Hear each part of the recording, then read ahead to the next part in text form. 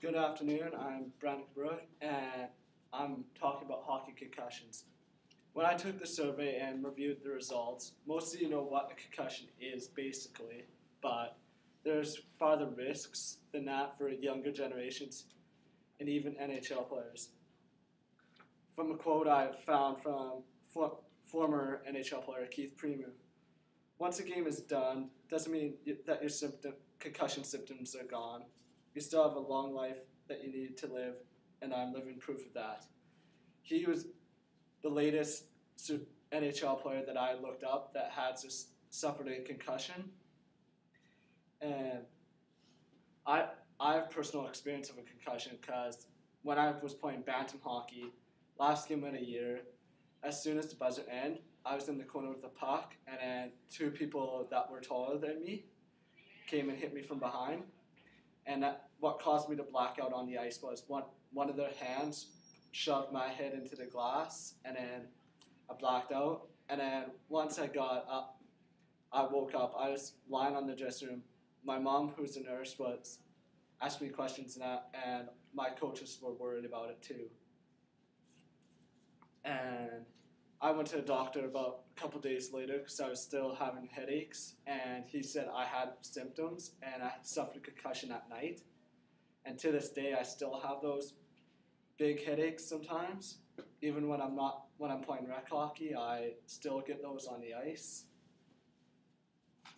Another example of a person who's had a concussion is Eric Lindros.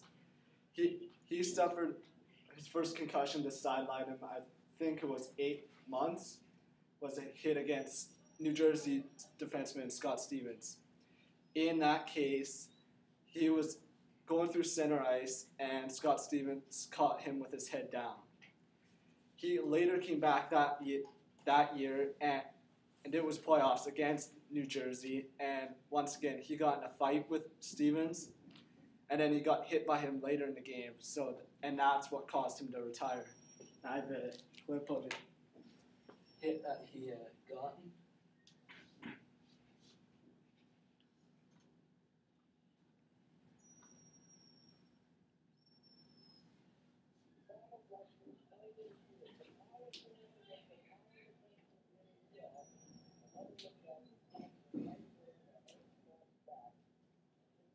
And that's a closer view of it.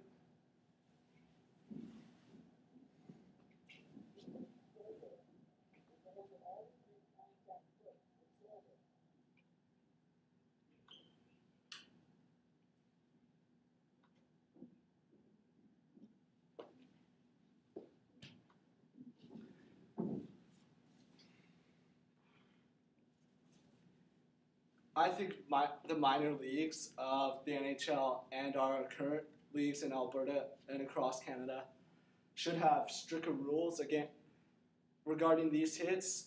When I was playing, they didn't get anything because it was end of season, no later suspension into next season. But I think if these hits happen and kids have to be carried off the ice on a stretcher, or they go back to the bench and further can't play hockey anymore, then they should have the penalties.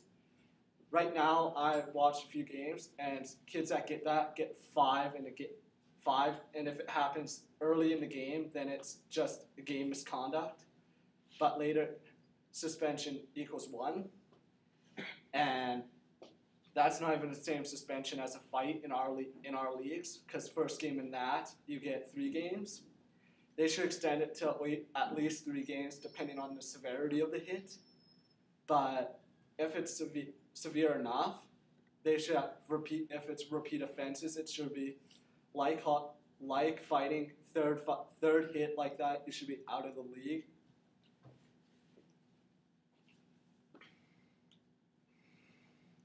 And another example, a recent example from last year, is Markvard of the Boston Bruins. It was game right after the winter break, and they were playing the Pittsburgh Penguins.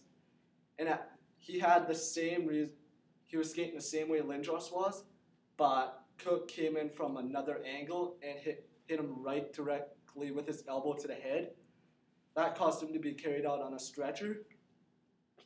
he came back for 2 games of playoffs when Boston was in the second round, and then after he did not return because the symptoms caught up to him again, and he is still out, and he's discussing whether or not he might not be able to return to the game because his symptoms got worse.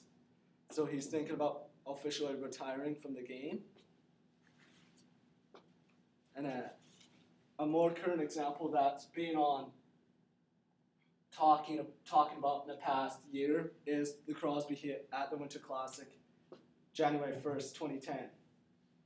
He got hit from blindside by David Steckel of the Capitals, coming out of his own zone, didn't have the puck, nothing.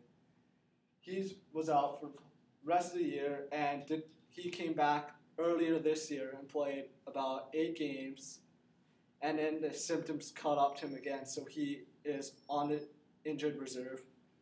But this All-Star break, they figured out his symptoms could be coming back because an injury he got when he came back earlier this year that the Penguins doctor didn't find, but he got referred to a different doctor, and they found that the C1 and C2 hernia may have been hurt, and therefore that could be what keeping him out. They're saying he could return for playoffs, and if I was Crosby, I'd be chomping at the bit to get back in the game, but if it come back too soon, you could injure yourself further, so I'd wait till next season where I'm fully healed and could play with contact. And another example of these hits is Jeff Skinner. At 7. Just wrap it up. You're doing it well. Yeah. Overall, I think leagues should get stricter and watch for these hits.